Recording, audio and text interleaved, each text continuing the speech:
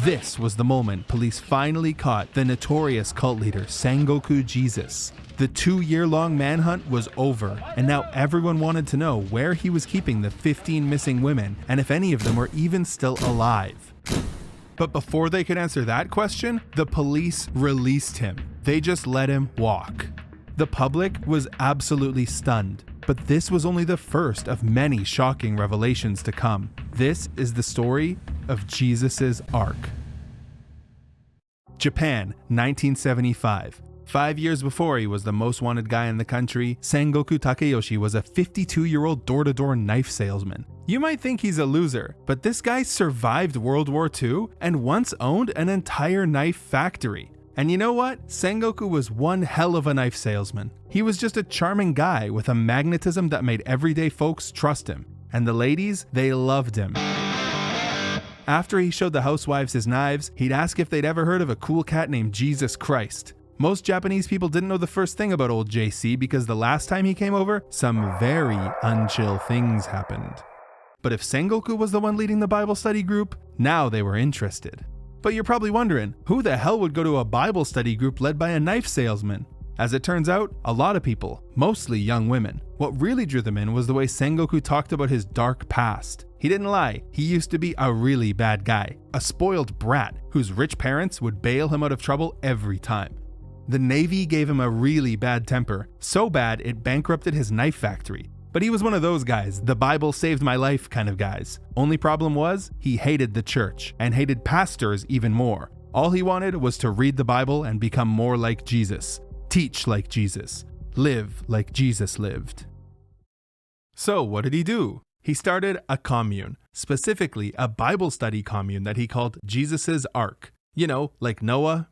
Within a year, they had quite a following, mostly young women who ran away from home to live here, an 80-square-meter prefab shack on the outskirts of Tokyo, surrounded by a makeshift iron fence. By the late 70s, 26 people called this place home.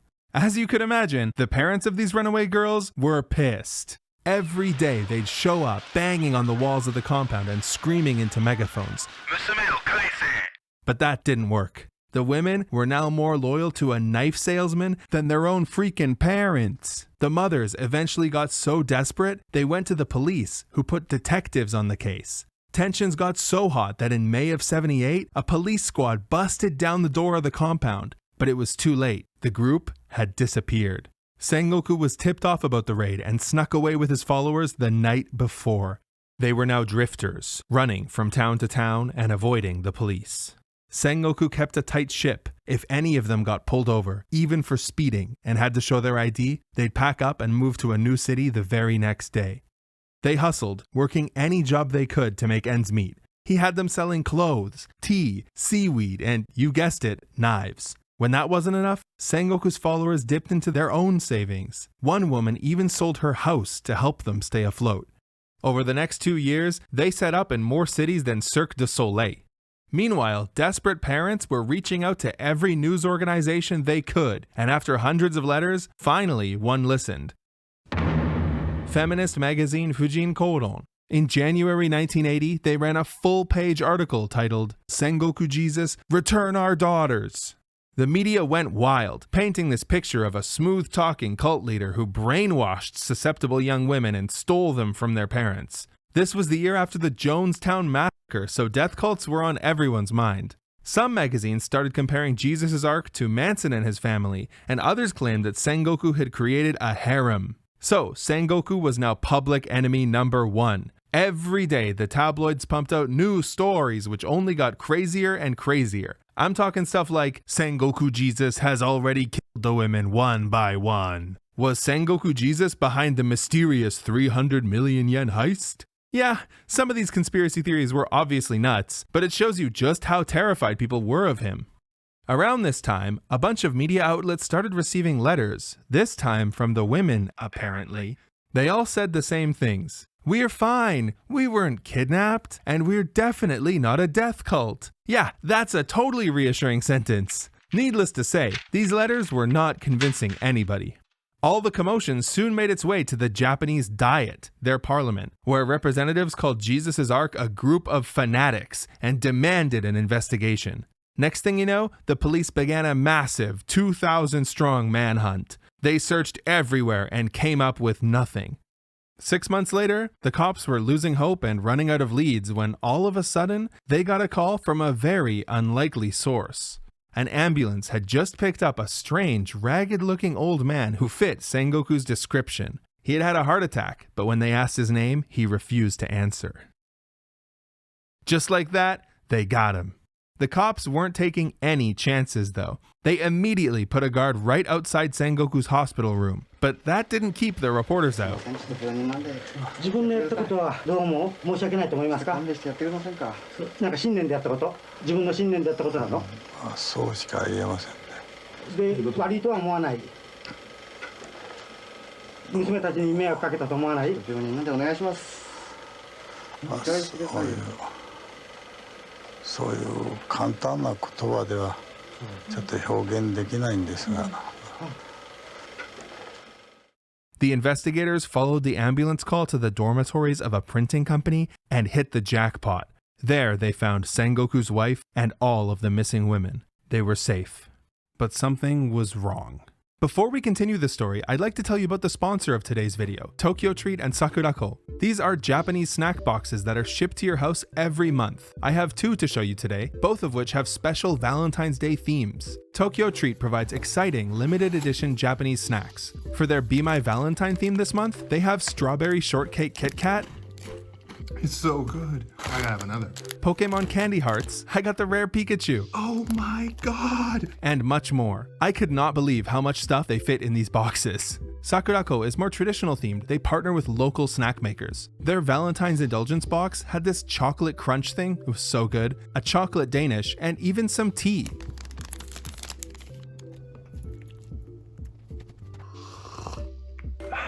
Each box comes with special tableware. This month's came with a cool plate. Both boxes come with booklets that explain the snacks and give allergen information. This Valentine's Day, consider Tokyo Treat or Sakurako for yourself or your loved ones, so you can experience Japan from the comfort of your own home. Use the code JAPANALYSIS for $5 off. Back to the video. So, the police had caught Sengoku and saved the women.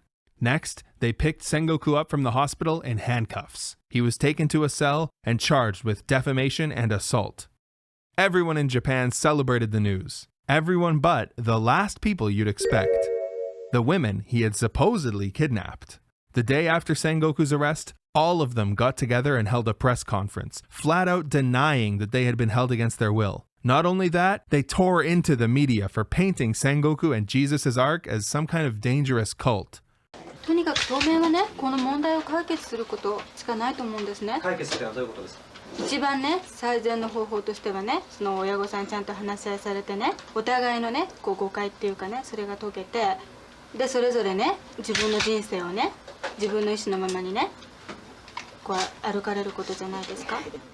2年間の逃亡生活がね、成り立ったっていう逃亡生活ってやり方はね、すごくこう妥当性を書くと思うんですけども、そのやり方が成り立ったっていうこと自体がね、結局ね、そのおっちゃんっていうね、人格っていうものをそこにね、示してるんじゃないかと思うんですね。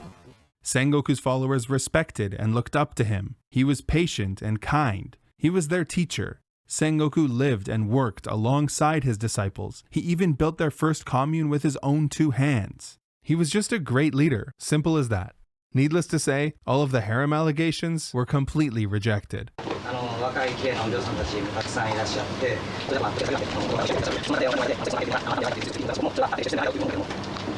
夫婦っていう形以外はありません。So what made these women leave their comfortable middle-class lifestyles for a knife salesman's shack in the first place? Well, it's something every red-blooded American knows a thing or two about: freedom and meaning in life. They found his message liberating. As one woman explains, the pressure to excel was tremendous, but those who achieved it didn't seem happy at all. Why?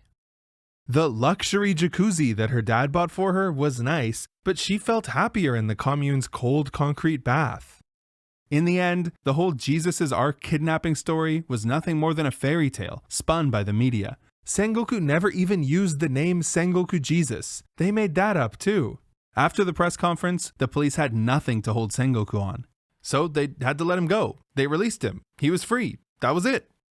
So what did he do next? Well, he came back even harder. He moved to Fukuoka and built a mega commune.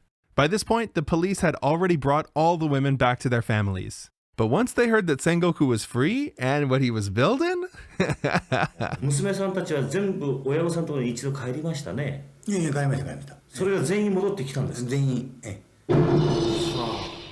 yes, every single one from all over Japan came right back to him. But maybe you're still not convinced. Maybe this story about a creepy cult leader guy actually being totally cool is a bit hard to believe. But you want to know the most shocking part of this whole thing? Everything I've told you so far took place in 1979, 1980. Well, guess what? 45 years later, they're still together. They still live in the commune. After the whole scandal blew over and they all came back to Sengoku, they started living a mostly normal life. As normal as it can be living in the Jesus' Ark mega commune, at least. The women started a restaurant back in the 80s and it's done pretty well. I mean, it's still open, but more on that later. They all continue studying the Bible and practicing Sengoku's tenets of eliminating ego and helping others. In 2001, Sengoku passed away from natural causes at the age of 78. His widow, now 92, has led the commune ever since. It's now women only and has 12 inhabitants, most of them elderly. They rotate cooking and weekly tasks in the commune, which has dormitories and a specific area for Bible study. When the women go out, they always go in groups, even for shopping. This is a rule that Sengoku made for them after the media scandal, and they still follow it today. The restaurant they started, it's called Daughters of Zion, and it's actually something called a snack, which is a Japan-specific type of business. If you've ever heard of a hostess club, it's kind of like on the same spectrum, but much tamer, closer to a normal bar. Generally, the patrons are men who do pay to sit at the bar, chat, and eat hand-cooked food. But Daughters of Zion has very strict rules. Men cannot buy drinks for the women. Women can't even drink on the job. Unlike hostess clubs, the men are not allowed to sit on the same side as the women, and they're definitely not allowed to invite them to meet outside. The women put on some great shows too. Things like piano, singing, dancing, and Japanese theater. If you're interested, you can go visit. But please be respectful. They probably don't get very many foreign guests. You might be wondering, has anyone left Jesus' Ark? And the answer is yes, a few people over the years.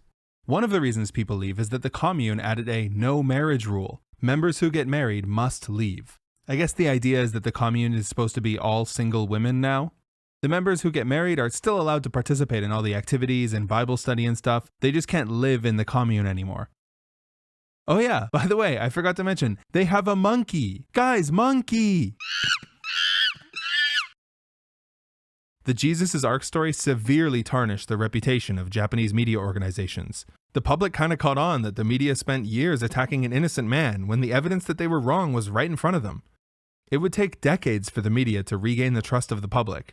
Seriously, even when the Olmu Shindikyo, an actual dangerous cult, started popping up in 1989, news organizations sounding the alarm had to go out of their way and write, "This isn't like Jesus' Ark, we promise."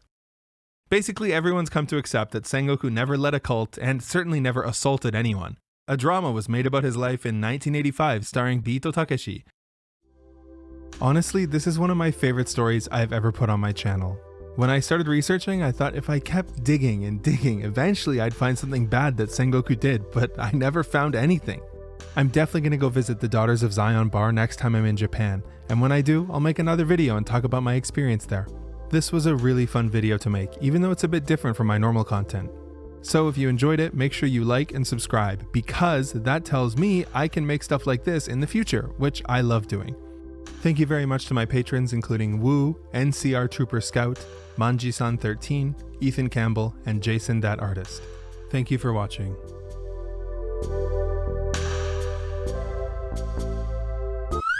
Oh yeah, I use footage from these two documentaries a lot in this video, and a ton of news sources as well, which I'll put in the description.